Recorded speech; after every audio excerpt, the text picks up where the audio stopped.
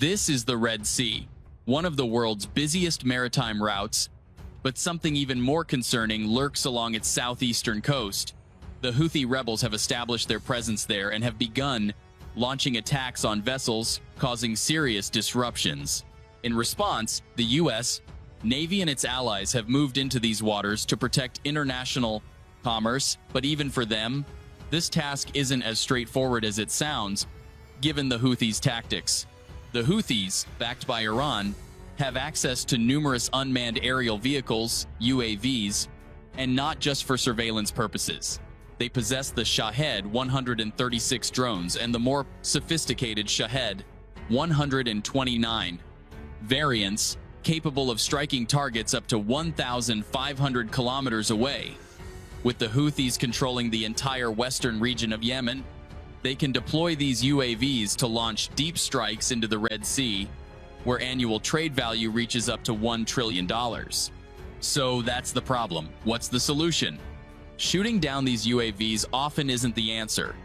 They move swiftly and are difficult to target using conventional kinetic methods, and using guided missiles to intercept them comes with numerous disadvantages. Fortunately, there's a way to neutralize UAVs without physical contact. By disrupting their signals, these drones can be forced out of the sky. Electronic jamming devices have proven highly effective in this regard. These jammers come in various shapes and sizes, and it's likely that some substantial systems are deployed aboard U.S. Navy vessels in the Red Sea. Take the USS Mason, for instance, which has been actively engaged in countering Houthi threats in the Red Sea from November 2023 through March 2024. During this period, the ship successfully countered UAV threats without firing a single shot. However, the Mason wasn't alone in this confrontation. One of the more significant incidents in the Red Sea occurred on the 19th of February 2024, when the crew of USS Gravely successfully neutralized multiple Houthi UAVs. The missions conducted in late 2023 and early 2024 served as a testing ground. According to naval documents, these months of combat operations provided a blueprint for the broader fleet on effectively utilizing electronic counter-UAV systems, which they implemented later in the year.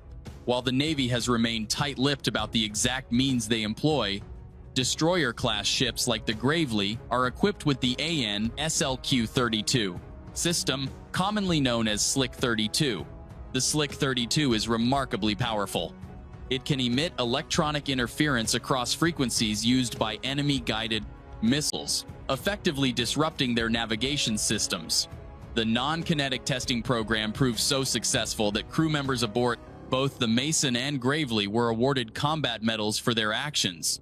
However, there's another approach to countering Houthi UAVs, one that can prevent them from even getting close to ships: the EA-18G Growler.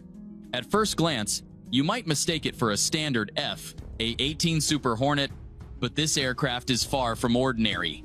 According to Boeing, its manufacturer, it represents the world's most advanced airborne electronic attack platform. The Growler is specifically designed for electronic warfare operations. Its primary mission is to disrupt enemy signals while protecting Allied communications, and it has been actively deployed against Houthi UAVs in the Red Sea region.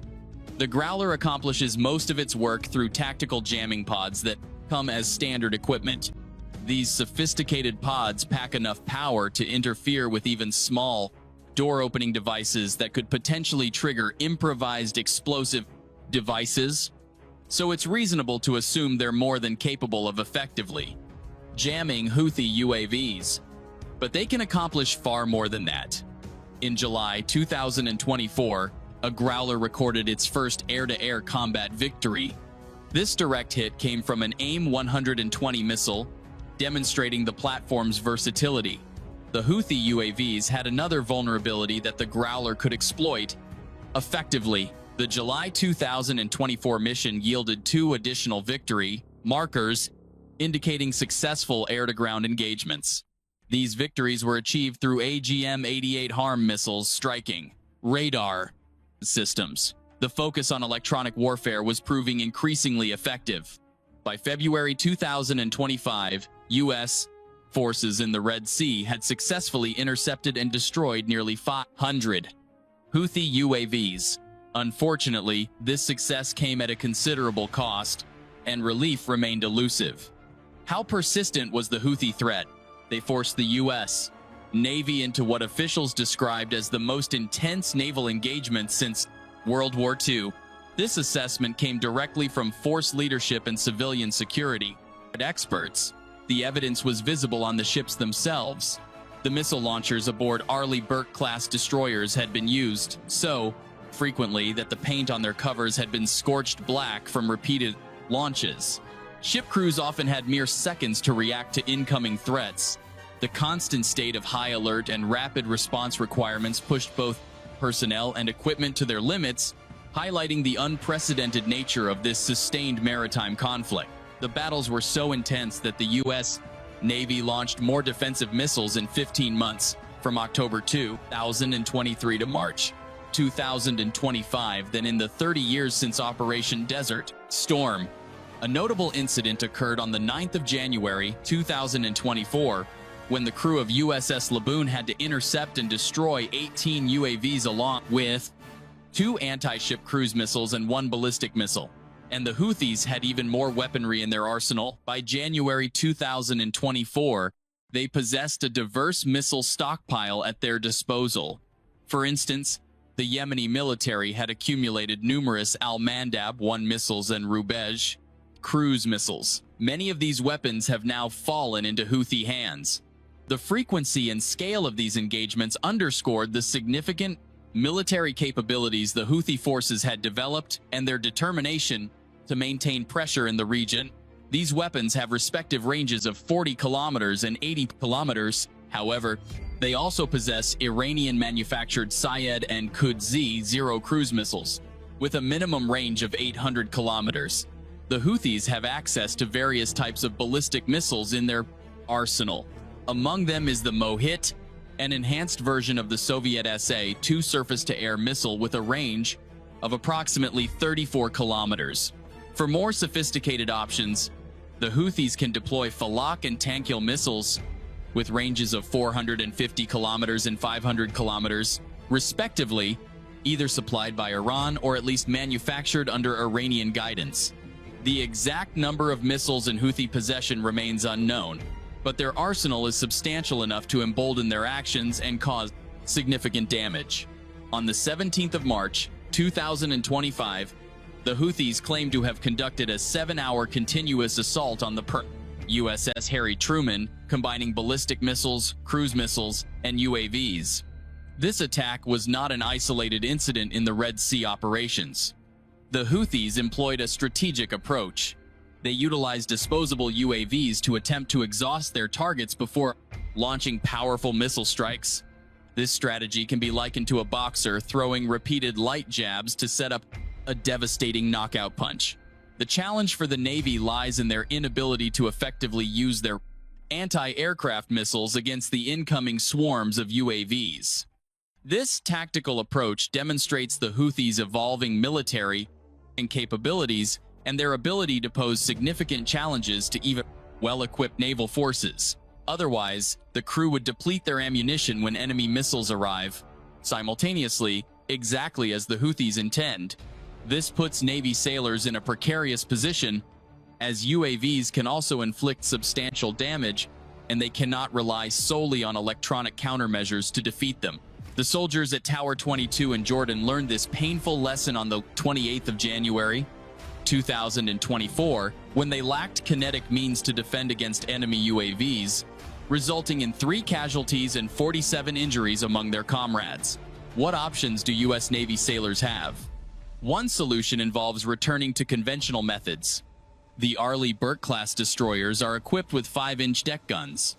While some previously considered naval guns obsolete in the age of guided missiles, when confronting agile, cost-effective UAVs, traditional weaponry often proves most effective.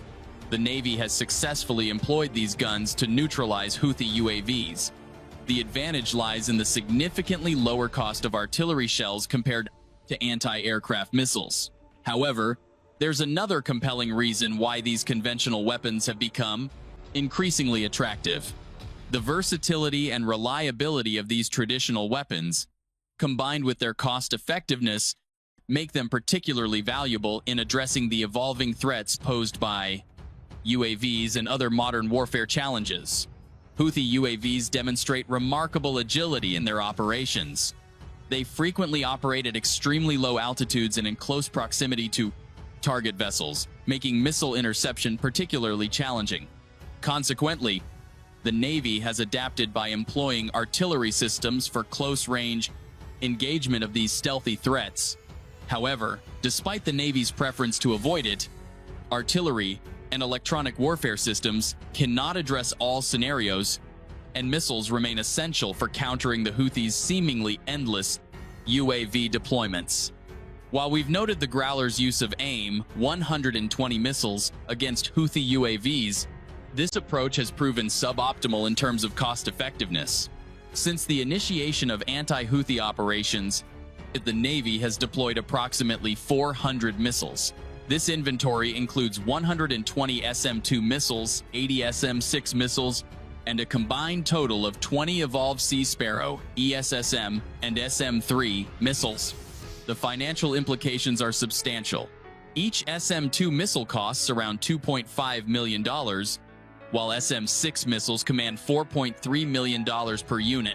The situation becomes even more costly with SM-3 missiles, ranging from $12.5 to $28.7 million each. Recognizing this unsustainable expenditure, by mid-2024, the Navy transitioned to utilizing more cost-effective alternatives such as AIM-9 Sidewinder and Hellfire missiles for UAV interception. Nevertheless, even these alternatives carry significant costs, with Hellfire missiles priced at approximately $150,000 each and Sidewinders at around $500,000 per unit. While this shift represents an improvement, it still falls short of providing a comprehensive solution to the challenge at hand. The pressing question remains, how can the Navy develop a reliable kinetic component to counter multiple Houthi UAVs without incurring excessive costs? The answer might lie in Silicon Valley's innovative perspective.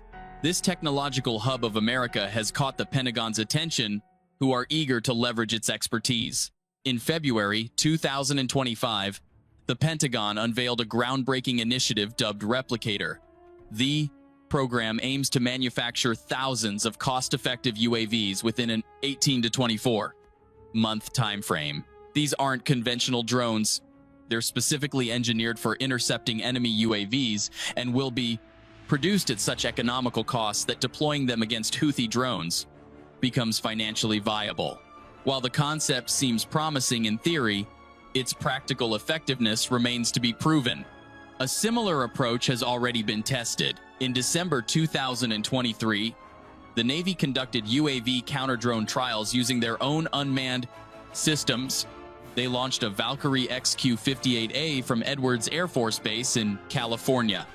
The Valkyrie executed an extended pursuit lasting 2 hours and 30 minutes, ultimately succeeding in downing a target drone using an AIM-9X missile. However, the Valkyrie itself doesn't resolve the cost efficiency issue, as each unit comes with a hefty price tag of approximately $3 million. And now, it's time to conclude today's discussion.